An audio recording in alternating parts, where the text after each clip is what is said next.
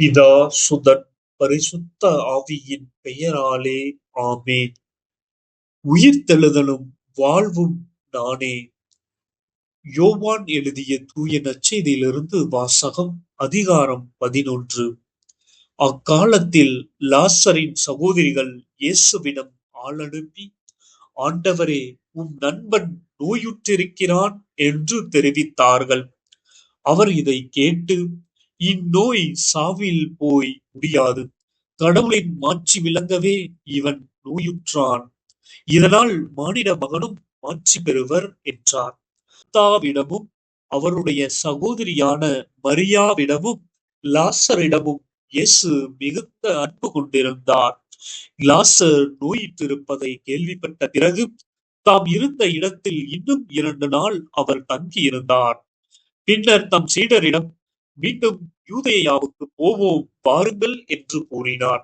இயேசு அங்கு வந்த பொழுது லாசரை கல்லறையில் வைத்து ஏற்கனவே 4 நாள் ஆயிருந்தது. இயேசு வந்து கொண்டிருக்கின்றார் என்று கேள்விப்பட்டதும் மார்த்தா அவரை எதிர்கொண்டு சென்றார். மரியா வீட்டிலே இருந்து விட்டார். மார்த்தா இயேசுவை நோக்கி, ஆண்டவரே, நீர் இங்கேயே இருந்திருந்தால் என் சகோதரன் இறந்திருக்க மாட்டான். இப்பொழுது கூட நீர் கடவுளிடம் கேட்பதையெல்லாம் அவர் உமக்கு கொடுப்பார் என்பது எனக்கு தெரியும் என்றார். இயேசு அவரிடம், உன் சகோதரன் உயிர்த்தெழுவான் என்றார். மார்த்தா அவரிடம், இறுதி நாளில் உயிர்த்தெழுதலின் பொழுது அவனும் உயிர்த்தெழுவான் என்பது எனக்கு தெரியும் என்றார். இயேசு அவரிடம், உயிர்த்தெழுதலும் வாழ்வும் நானே. என்னிடம் நம்பிக்கை கொள்பவர் இறப்பினும் வாழ்வார். உயிரோடு இருக்கும் பொழுது என்னிடம் நம்பிக்கை கொள்ளும் எவரும் என்றுமே சாக மாட்டார். இதை நீ நம்புகிறாயா என்று கேட்டார். மார்த்தா அவரிடம், ஆம் ஆண்டவரே, நீரே மெசியா, நீரே இறைமகன், நீரே உலகிற்கு வரவிருந்தவர் என நான் நம்புகிறேன் என்றார். இயேசு உள்ளம் உமறி கலங்கி, அவனை எங்கே வைத்திருக்கிறீர்கள் என்று கேட்டார். அவர்கள் அவரிடம், ஆண்டவரே, வந்து பாரும் என்றார்கள். அப்பொழுது இயேசு கண்ணீர் விட்டு அழுதார். இதை கண்ட யூதர்கள், பாருங்கள், லாசர் மேல் இவருக்கு எத்துணை அன்பு என்று பேசிக் கொண்டார்கள். ஆனால் அவர்களுள் சிலர், பார்வையற்றோருக்கு பார்வையளித்த இவர் இவரை சாகாமல் இருக்க செய்யவில்லையா என்று கேட்டார். இயேசு மீண்டும் உள்ளம் உமிறியவராய் கல்லறைக்கு அருகில் சென்றார்.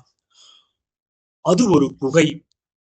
அதை ஒரு கல் மூடியிருந்தது. கல்லை அகற்றி விடுங்கள் என்றார். இயேசு இறந்து போனவரின் சகோதரியுமான மார்த்தா அவரிடம், ஆண்டவரே, 4 நாள் ஆயிற்று, நாத்தம் அடிக்குமே என்றார். இயேசு அவரிடம், நீ நம்பினால் கடவுளின் மாட்சிமையை காண்பாய் என நான் உன்னிடம் கூறவில்லையா என்று கேட்டார். அப்பொழுது அவர்கள் கல்லறையை அகற்றினார்கள். இயேசு அண்ணாந்து பார்த்து, தந்தையே, நீர் என் வேண்டுதலுக்கு செவிசாய்ப்பதற்காக உமக்கு நன்றி கூறுகின்றேன். நீர் இப்பொழுதும் என் வேண்டுதலுக்கு செவிசாய்க்கின்றீர் என்பது எனக்கு தெரியும். எனினும் நீரே என்னை அனுப்பினீர் என்று சூழ்ந்து நிற்கும் இக்கூட்டம் நம்பும் பொருட்டே இப்படி சொன்னேன் என்று கூறினார். இவ்வாறு சொன்ன பின் இயேசு உரத்த குரலில், லாசரே, வெளியே வா என்று கூப்பிட்டார். இறந்தவர் உயிரோடு வெளியே வந்தார். அவருடைய கால்களும் கைகளும் துணியால் சுற்றப்பட்டிருந்தன. முகத்திலும் துணி சுட்டப்பட்டிருந்தது. கட்டுகளை அவிழ்த்து அவனை போக விடுங்கள் என்று இயேசு அவரிடம் கூறினார். மரியாவிடம் வந்திருந்த யூதர்கள் பலர் இயேசு செய்ததைக் கண்டு அவரை நம்பினர். இது ஆண்டவரின் அருள்வாக்கு. இறைவா, உமக்கு நன்றி.